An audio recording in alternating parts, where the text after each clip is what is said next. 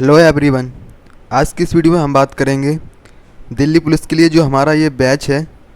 ठीक है, जो हमारा बैच है ये जिसमें हम पॉलिटी के चैप्टर्स स्टार्ट किए हैं। ठीक है, यानी कि जो हमारा सिलेबस है दिल्ली पुलिस में, जो जीएस में हमारे सिलेबस में पूछे जाते हैं उसमें हमारा पॉलिटी है। पॉलिटी में जो हमारी सिलेबस हैं उसमें से एक चैप्टर हमारा कंप्लीट हो चुका है। उनमें से मैं आपको दिखाऊंगा जो हमारे सिलेबस था उनमें से जो है एक चैप्टर मैंने कंप्लीट करा दिया है। ठीक है, और आज जो है हम इसमें संविधान सभा देखेंगे। ठीक है, और ये आज हमारा क्लास जो है वो दूसरा है। इससे पहले हमारा एक क्लास हो चुका है, तो उस वीडियो को मैं इस वीडियो के एंड में मेंशन कर दूंगा, तो वहाँ से जो है आप उसको देख लीजिएगा। और इस क्लास की जो पीडीएफ है वो आपको टेलीग्राम चैनल पर मिलेगी। टेलीग्राम चैनल का लिंक आपको डिस्क्रिप्शन में दिया हुआ है, तो वहाँ से जो है आप उसको ज्वाइन कर लीजिएगा। तो पहले हम देख लेते हैं जो सिलेबस है हमारा। इसमें से हमने देखो पहले संविधान का इतिहास जो है हमने कंप्लीट करा दिया है। अगर आपने नहीं देखी है वो वीडियो, तो वो वीडियो मैं इस वीडियो के एंड में मेंशन कर दूंगा, तो वहाँ से जो है आप उसको देख लीजिएगा। प्लस इसका जो सिलेबस है, इन दोनों को जो वीडियो है वो भी मैं आपको जो है इस वीडियो के एंड में दोनों मेंशन कर दूंगा, यानी कि सिलेबस की प्लस जो हमारी पहली क्लास की। ठीक है, तो आज हम स्टार्ट करेंगे संविधान सभा। ठीक है, यानी कि पहला हमारा जो है संविधान का इतिहास कंप्लीट हो चुका है। ठीक है, तो आज हम स्टार्ट करेंगे संविधान सभा। तो टाइम वेस्ट ना करते हुए स्टार्ट करते हैं। संविधान सभा क्या होता है, क्या नहीं होता है, सब इस क्लास में हम पढ़ेंगे। ठीक है, तो चलिए स्टार्ट करते हैं आज का सेशन और क्लास। तो चलिए स्टार्ट करते हैं आज की जो भारतीय संविधान सभा है, यानी कि इससे पहले हमारा भारतीय संविधान का इतिहास जो चैप्टर है वो हमारा कंप्लीट हो चुका है, वो आप ज़रूर देख लीजिएगा। और प्लस जो हमारी सिलेबस की वीडियो है वो भी आप ज़रूर देख लीजिएगा। तो आज जो है हमारा भारतीय संविधान सभा चलेगी। ठीक है, इसमें क्या क्या होता है, क्या क्या बंटवारे होते हैं, किसको कितनी सीटें मिलती हैं, वो भी हम इस क्लास में देखेंगे। ठीक है, तो स्टार्ट करते हैं आज हम भारतीय संविधान की सभा, यानी कि इंडियन कॉन्स्टिट्यूएंट असेंबली। ठीक है, भारत की संविधान सभा में बंटवारे के बाद क्या होता है, 299 सदस्य होते हैं। यानी कि भारत की संविधान सभा में बंटवारे के बाद 299 सदस्य होते हैं। ठीक है, उसमें से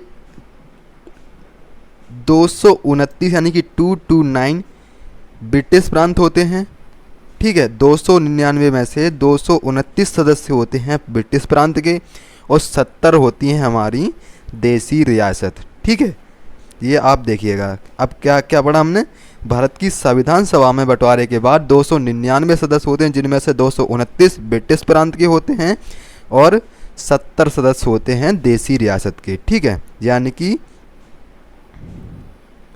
अब सबसे ज़्यादा सदस्य किसके होते हैं, ये हमसे कई बार क्वेश्चंस पूछ लिया जाता है। ठीक है, तो आपको याद रखना है कि जो संविधान सभा में उन 299 जो सदस्य थे उनमें सबसे ज़्यादा सदस्य किसके थे, तो वो थे 55 मेंबर कहाँ के, संयुक्त प्रांत के। ठीक है, अब 24 जनवरी 1950 को इसे यूपी कहा गया था। ठीक है, यानी कि जो हमारा यूपी है उसको पहले क्या कहा जाता था, संयुक्त प्रांत। ठीक है, अब उसको यूपी कब कहा गया, ये क्वेश्चन हमसे पूछ लिया जाता है कि जो हमारी संयुक्त प्रांत है उसको कब यूपी कहा गया है। तो आपको याद रखना है कि 24 जनवरी 1950 को इसे यूपी कहा गया था।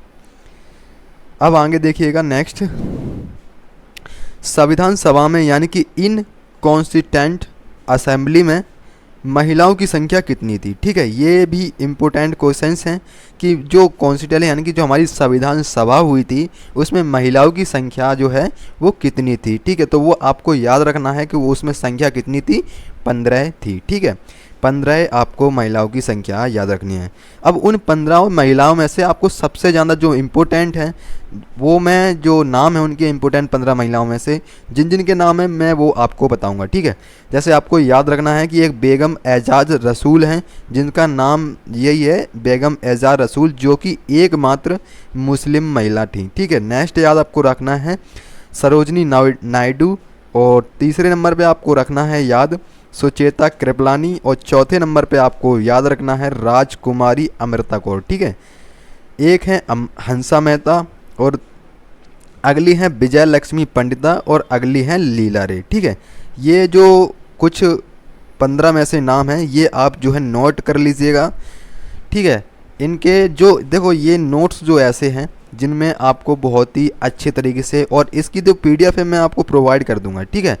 फिर जो है आप अच्छे तरीके से इनकी नोट्स तैयार कर लीजिएगा। नेक्स्ट हमें याद रखना है कि जो हमारी संविधान सभा थी उसमें जो अनुसूचित जनजाति वाले जो सदस्य थे, यानी कि जो एसटी वाले के सदस्य थे, उसमें संख्या जो थी यानी कि वो मेंबर थे वो कितने थे, तो वो हमें याद रखना है 33 मेंबर थे उसमें, ठीक है। अब प्रारूप समिति ड्राफ्ट कमेटी का जो गठन हुआ था वो कब हुआ था, वो हमें याद रखना है कि जो 29 अगस्त 1947 को क्या हुआ था, प्रारूप समिति यानी कि ड्राफ्ट कमेटी का गठन हुआ था। उसमें कितने मेंबर थे, तो वो आपको याद रखना है कि उसमें 7 मेंबर थे, ठीक है। नेक्स्ट आपको याद रखना है कि जो प्रारूप समिति थी उसका गठन हुआ था, उसका जो अध्यक्ष था यानी कि चेयरमैन था वो कौन सा था, ये आपको इम्पोर्टेंटली यानी कि मोस्टली याद रखना है कि वो कौन व्यक्ति था, जो यानी कि वो चेयरमैन कौन था प्रारूप समिति का, तो वो आपको याद रखना है कि डॉक्टर BR अम्बेडकर, ठीक है। ये आपको याद रखना है। अब दूसरे कौन थे, दूसरे व्यक्ति कौन थे, गोपाल कृष्ण अय्यर, ठीक है। तीसरे कृष्ण स्वामी अय्यर, और चौथे KM मुंशी कन्हैया लाल मानिक लाल मुंशी, ठीक है। पांचवा है मोहम्मद सादुल्लाह, और छठा है DP खेतान। मृत्यु हो गई थी, इनके बाद कौन आया था, TT कृष्णचारी आए थे, ठीक है। ये क्वेश्चंस हमसे पूछ लिया जाता है कि DP खेतान की मृत्यु के बाद वो कौन से प्रधानमंत्री आए थे, ठीक है। तो आपको याद रखना है कि वो TT कृष्णचारी आए थे, ठीक है। अब BL मित्र, ठीक है, जो BL मित्र है इन्होंने क्या किया था, इन्होंने इस्तीफा दे दिया था। फिर अब ऐसा भी क्वेश्चन आता है कि BL मित्र के इस्तीफा देने के बाद कौन से प्रधानमंत्री आए थे, ठीक है। तो आपको याद रखना है कौन से व्यक्ति आए थे, N माधव राव, ठीक है। ये व्यक्ति जो है BL मित्र की जो है इस्तीफा देने के बाद यानी कि रिजाइन कर दिया था इन्होंने, N माधव राव यहाँ पर आए थे, ठीक है। अब संविधान सभा में प्रारूप पर 3 वाचन हुए थे, ठीक है, यानी कि 3 जो है वाचन हुए थे। पहला वाचन कब से कहाँ तक हुआ था वो हम देखेंगे। तो जो पहला वाचन है वो हुआ था हमारा यानी कि 4 नवंबर 4 से लेकर 9 नवंबर 1948 तक, ठीक है। ये आपको याद रखना है। और दूसरा वाचन हुआ था हमारा 15 नवंबर से लेकर 17 अक्टूबर, यानी कि 15 नवंबर 1948 से लेकर 17 अक्टूबर 1949 तक। ये सबसे लंबा वाचन था, ठीक है। ये आपको याद रखना है। और लास्ट हमारा जो है तीसरा वाचन है वो कब हुआ था, तो वो आपको याद रखना है कि 14 नवंबर 1949 से लेकर 26 नवंबर 1949 तक ये जो है हमारा तीसरा वाचन चला था, ठीक है। ये तीनों आपको मोस्टली याद रखने हैं। नेक्स्ट आप देखिएगा संविधान यानी कि कॉन्स्टिट्यूशंस।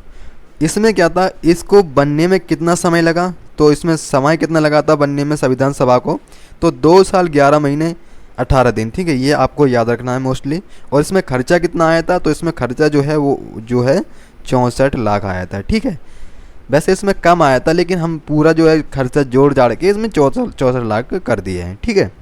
संविधान सभा को बनने में कितना समय लगा था, तो 2 साल 11 महीने 18 दिन आपको याद रखना है। और खर्चा इसमें कितना आया था, 64 लाख, ठीक है। ये आपको याद रखना है।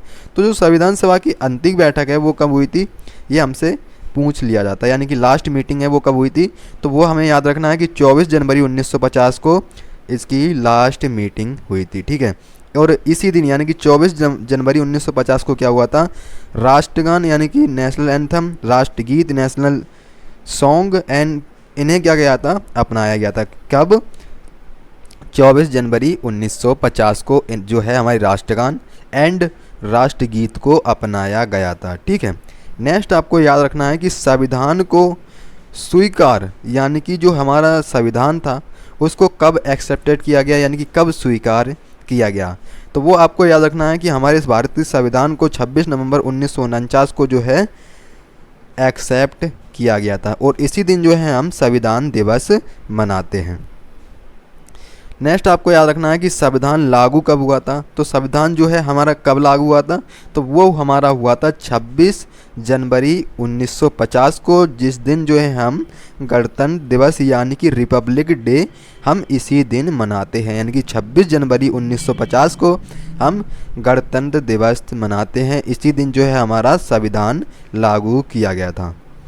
आगे आपको याद रखना है कि जो मूल संविधान में कितने अनुच्छेद थे पहले, और कितनी अनुसूचियाँ थीं और कितने भाग थे। ठीक है, ये आपको मोस्टली तरीके से याद रखना है और इनके नोट्स बहुत ही बेहतरीन तरीके से आपको बनाने हैं।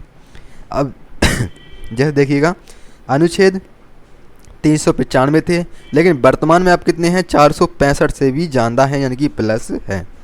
अनुसूचियाँ पहले कितनी थीं, 8 थीं, लेकिन अब कितनी हैं, 12 हैं। ठीक है, और पहले भाग पहले 22 थे, लेकिन अब कितने हैं, 25। ये आपको याद रखना है। नेक्स्ट आपको याद रखना है कि जो संविधान सभा के क्या कार्य है, यानी कि जो व्यक्ति थे उन्होंने क्या क्या कार्य करे थे, यानी कि संविधान सभा के क्या क्या कार्य हैं वो हम देखेंगे। तो जो हमारा वर्क्स ऑफ कॉन्स्टिट्यूशन असेंबली, ठीक है, इनके यानी कि हमारी संविधान सभा के क्या कार्य हैं, तो वो हम देखेंगे। पहला कार्य, स्वतंत्र भारत की पहली संसद के रूप में इसने कार्य किया था पार्लियामेंट में। ठीक है, दूसरा हमें याद रखना है कि 22 जुलाई 1947 को राष्ट्रीय ध्वज को अपनाया गया। ठीक है, ये आपको याद रखना है। नेक्स्ट याद रखना है कि 24 जनवरी 1950 को राष्ट्रगीत एवं राष्ट्रगान को अपनाया गया है। ठीक है, ये आपको याद रखना है, ये हम ऊपर पढ़ चुके हैं। ठीक है, और चौथा याद रखना है 26 जनवरी 1950 को क्या हुआ, राष्ट्रीय चिन्ह अपनाया गया है। ठीक है, यानी कि नेशनल एम्ब्लेम को अपनाया गया था। ठीक है, नेक्स्ट आपको याद रखना है कि निर्माण के दौरान 11 सेशन अधिवेशन और 114 डे पर इसकी बहस हुई थी। यानी कि जो संविधान सभा थी, जब हमारा संविधान सभा जब बन रही थी तो उसमें क्या था, हमारे 11 सेशन अधिवेशन हुए थे और उसमें 114 डे जो है इसकी बहस चली थी। ठीक है, कभी हमसे ये पूछ लिया जाता है कि हमारा जो संविधान है, भारतीय संविधान है, उसको जो है हाथों से किस व्यक्ति ने लिखा है। ठीक है, हमारे भारत का संविधान जो है किस व्यक्ति ने हाथ से लिखा है। तो ये क्वेश्चंस काफ़ी बार हमारे एग्ज़ामों में पूछा गया है कि हमारे जो संविधान है उसको किस व्यक्ति ने हाथों से लिखा है, यानी कि हस्तलिखित है। तो वो कौन से व्यक्ति थे, वो आपको याद रखना है कि प्रेम बिहारी नारायण रायजादा। इनका नाम बहुत ही इम्पोर्टेंट है और इनको आप जो है ब्लू टिक दीजिएगा। ठीक है, यहाँ पे जो है जब आप इसको नोट्स बनाओगे तो आपको जो है इस पर इसके अंडरलाइन कर देना है ताकि ये आपको याद रहे। जयप्रकाश नारायण, 4 तेज बहादुर सप्पू। ठीक है, इनको क्या था, संविधान सभा की सदस्यता स्वीकार नहीं की। इन्होंने क्या करा था, जो जयप्रकाश नारायण थे, इन्होंने अपनी जो और 4 व्यक्ति और थे इनके साथ। ठीक है, 4 तेज बहादुर सप्पू थे। इन्होंने क्या करा था, संविधान सभा की जो सदस्यता थी इन्होंने स्वीकार नहीं की थी, यानी कि अस्वीकार कर दी थी। नेक्स्ट आपको याद रखना है कि हैदराबाद देसी रियासत, ठीक है, प्रिंसली स्टेट, जिसके प्रतिनिधियों ने संविधान सभा में भाग नहीं लिया। ठीक है, जो हमारे हैदराबाद हैं वहाँ की देसी रियासतें हैं, उन्होंने क्या करा था, जो जिसके प्रतिनिधि थे, ठीक है, हैदराबाद के जो देसी रियासतें हैं जिसके प्रतिनिधि थे, उन्होंने क्या किया था, हमारी संविधान सभा में भाग नहीं लिया था। नेक्स्ट आपको याद रखनी है अनुसूचियाँ, यानी कि समितियाँ। ठीक है, समितियाँ आपको याद रखना है, ये अन्य महत्वपूर्ण समितियाँ हैं, इनको जो है इम्पोर्टेंट कमेटीज़ हैं, इनको आपको याद करना है। अब पहली कमेटीज़ क्या है, पहली कमेटीज़ है हमारी संचालन समिति। ठीक है, यानी कि संचालन समिति के अध्यक्ष कौन थे, वो आपको याद रखना है, वो कौन थे, राजेंद्र प्रसाद। ठीक है, अब नेक्स्ट आपको याद रखना है संघीय संविधान समिति के अध्यक्ष कौन थे, तो कौन थे, पीटी नेहरू। ठीक है, ये आपको याद रखना है। तीसरा है हमारा प्रांतीय संविधान समिति के अध्यक्ष कौन थे, तो वो कौन व्यक्ति थे, सरदार वल्लभ भाई पटेल। ठीक है, ये आपको याद रखना है।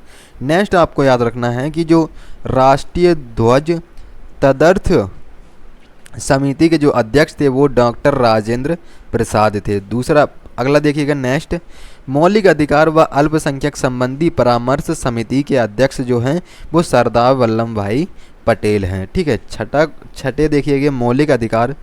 ठीक है, मौलिक अधिकार उप समिति। ठीक है, पहले हमने मौलिक अधिकार देखा, उसके अध्यक्ष वो व्यक्ति थे, और अब मौलिक अधिकार उप समिति है तो उसके अध्यक्ष कौन है, JB कृपलानी। ठीक है, यह आपको याद रखना है। सातवें कौन है हमारे, अल्पसंख्यक उप समिति। ठीक है, अल्पसंख्यक भी हमने ऊपर देखें, तो इसके जो हैं उप समिति के अध्यक्ष कौन है, HC मुखर्जी। ठीक है, अब देखते हैं स्वतंत्र भारत का मंत्रिमंडल। अब स्वतंत्र भारत का पहला मंत्रिमंडल 1947 को हुआ। अब जिसमें क्या हुआ, हमारा भारत को आज़ाद होने से पहले, यानी कि जो हमारी संविधान सभा है उसके बनने से पहले कुछ हमारी जो है संविधान थे, छोटे से रूल थे, यानी कि जो कुछ रूल थे वो मैं अभी आपको बताऊंगा। जो व्यक्ति थे जो जिन्होंने काम थे कि ये व्यक्ति ये काम करेगा और ये व्यक्ति ये काम करेगा।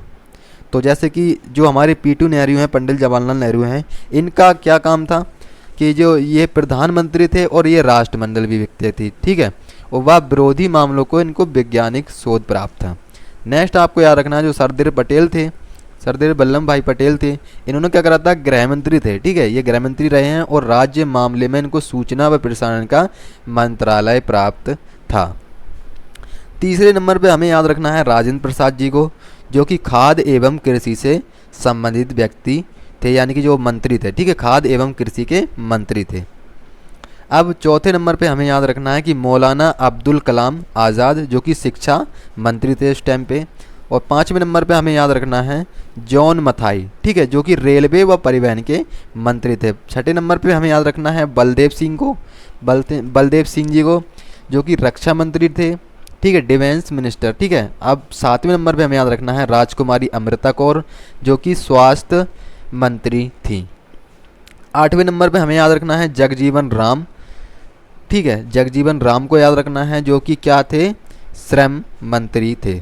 अब नौवें नंबर पे हमें याद रखना है BR अम्बेडकर। ठीक है, ये कौन थे, ये विधि मंत्री थे। ठीक है, तो आज जो है हमारा सेशन ये, यानी कि जो हमारी संविधान सभा है, ये आज हमारा चैप्टर जो है समाप्त होता है। ठीक है, यानी कि जो हमारी संविधान का इतिहास है, जिसमें से हम पहला और 2 चैप्टर हम कंप्लीट कर चुके हैं, और जो यानी कि जो भारतीय संविधान का इतिहास और प्लस संविधान सभा, भारतीय संविधान सभा। ठीक है, तो हम 2 चैप्टर इसमें से कंप्लीट कर चुके हैं।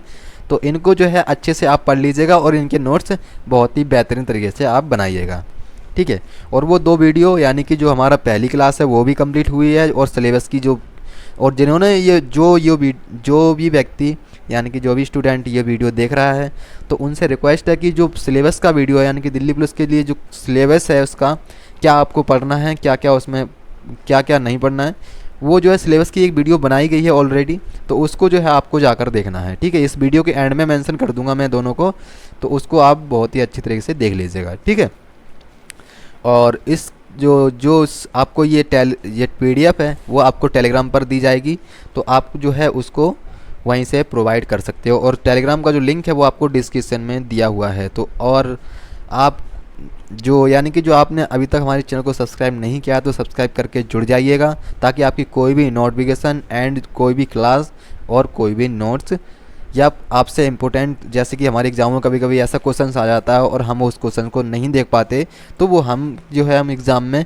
उसका आंसर नहीं दे पाते, कभी कभी गलत हो जाता है। तो आपको बहुत ही ध्यान से इन क्वेश्चंस, यानी कि जो हमारी पॉलिटी है वो अच्छे से पढ़ना है। इसके ख़त्म होते ही फिर उसके बाद हम नेक्स्ट सब्जेक्ट स्टार्ट कर देंगे। ठीक है, यानी कि जो हमारा दिल्ली पुलिस का एग्ज़ाम है, जो सितंबर में आने वाली वैकेंसीज हैं, उनसे पहले, यानी कि मैं कोशिश करूँगा कि आपके एग्ज़ाम से पहले सारे सिलेबस जो है, जो हमारा GS का सिलेबस है वो कंप्लीट करा दूँ। ठीक है, करंट अफेयर्स की क्लास मैंने शिवम स्नातक का चैनल है एक मेरा, उस पर जो है पोस्टपोन कर दिया, यानी कि यहाँ से वहाँ चलेगी। ठीक है, अब आप जो है वहाँ पर उसको देख पाओगे।